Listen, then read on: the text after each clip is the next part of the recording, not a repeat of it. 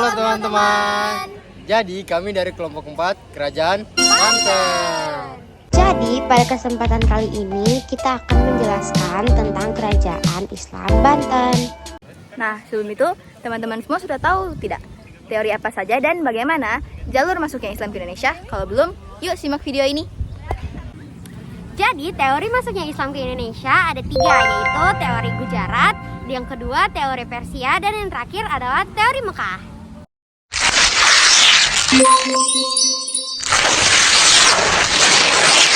Teori Persia, pencetus sekaligus pendukung dari teori Persia adalah Umar Amir Hussein dan Hussein Jajadiningrat.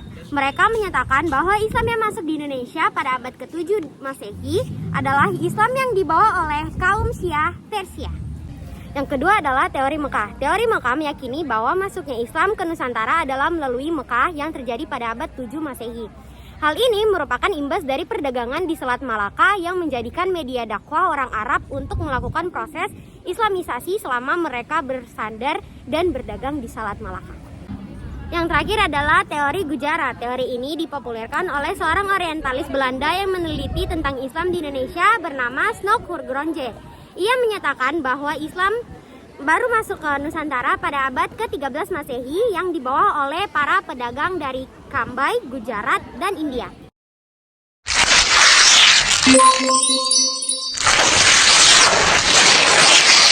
Selanjutnya ialah jalur masuknya Islam ke Indonesia. Pertama, melalui jalur perdagangan. Islam diperkirakan masuk ke Indonesia sejak abad ke-7 hingga abad ke-11 melalui jalur perdagangan. Menurut pernyataan dari para saudagar dari luar maupun Indonesia sendiri, Islam disebarkan di sepanjang jalur perdagangan pelabuhan seperti Selat Malaka, Samudra, Palembang, disusul Demak, Cirebon, Gresik, Tuban, Makassar, serta Indonesia bagian timur. Selanjutnya ialah melalui jalur seni. Jalur seni dilakukan oleh para dai yang terjadi sekitar abad ke-12 hingga ke-14 Masehi. Para dai memberikan kesan kepada masyarakat bahwa Islam sesuai dan tidak bertentangan dengan budaya mereka, sehingga mereka memeluk Islam dengan sukarela. Cara dakwah ini dilakukan oleh Wali Songo atau 9 wali penyebar Islam di Jawa.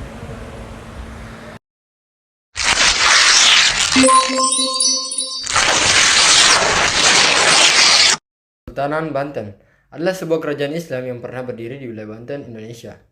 Berawal sekitar tahun 1526 ketika Kesultanan Cirebon dan Kesultanan Demak memperluas pengaruhnya ke kawasan pesisir barat Pulau Jawa dengan menaklukkan beberapa kawasan pelabuhan, kemudian menjadikannya sebagai pangkalan militer, serta kawasan perdagangan sebagai antisipasi terrealisasinya perjanjian antara Kerajaan Sunda dan Portugis pada tahun 1522 Masehi.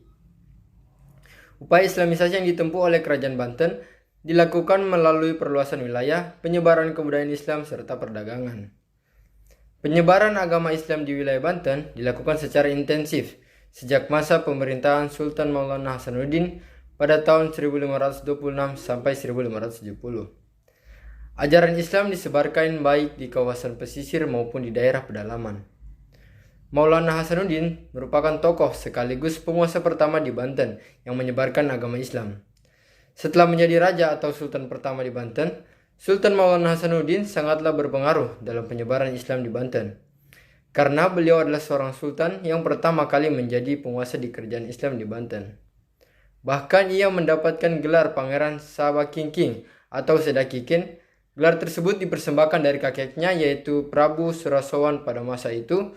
Prabu Surasowan menjabat menjadi bupati di Banten. Sultan Maulana Hasanuddin adalah putra dari Syekh Syarif Hidayatullah atau Sunan Gunung Jati dan Nyi Kaungaten atau putri Prabu Surasowan. Beliau adalah seorang sultan yang mengerti akan ekonomi dan politik. Setelah kakeknya meninggal, kini pemerintahan Banten diwariskan kepada anaknya, yakni Arya Surajaya atau Prabu Pucuk Umum yang menganut agama Hindu. Pada pemerintahan Arya Surajaya, Syarif Hidayatullah kembali ke Cirebon atas panggilan dari kepengurusan bupati di Cirebon. Karena Pangeran Cakrabuana wafat, lalu Syarif Hidayatullah diangkat menjadi bupati di Cirebon, sekaligus menjadi Sesuan Jati. Sedangkan putranya Hasanuddin memilih menjadi guru agama Islam di Banten. Bahkan beliau dikenal memiliki banyak santri di wilayah Banten. Lalu beliau mendapat gelar Syekh menjadi Syekh Hasanuddin. Pada masa pemerintahan Prabu Pucuk Umun, hubungan antara Prabu Pucuk Umun dan Sultan Maulana Hasanuddin sangatlah buruk.